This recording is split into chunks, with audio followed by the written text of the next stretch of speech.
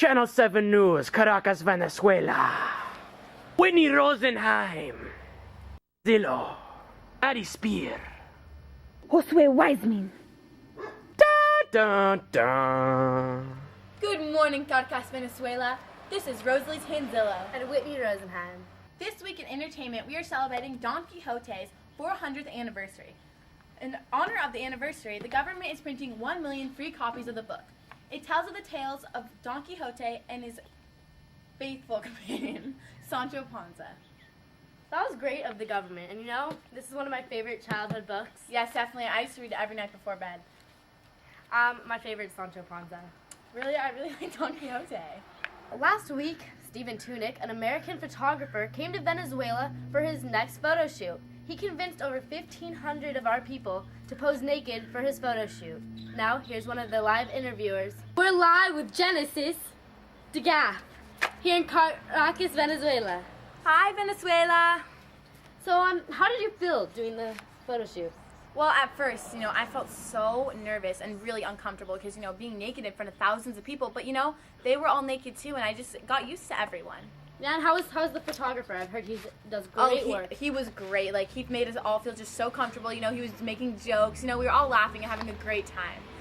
And did it seem like there were 50? Did this whole process take, the photo shoot? Oh, well, it took probably about 24 hours because we were out there for so long. There were so many of us just to get us all ready in position, and we were kind of just freeballing it.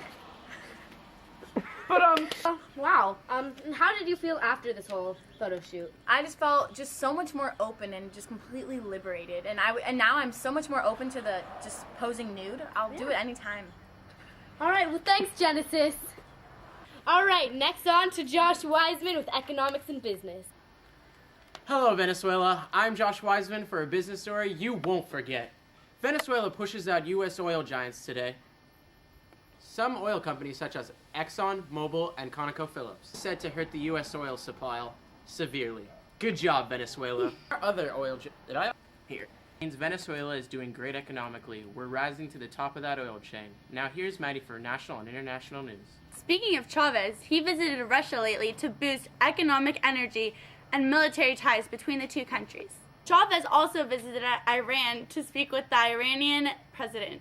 They have launched a petrochemical plant that will cost $700 million. It'll be his third time visiting this year. For international news, troops in Pakistan in the city of Islamabad stormed the Red Mosque after talks with radicals broke down into argument. Now here's Whitney with the weather.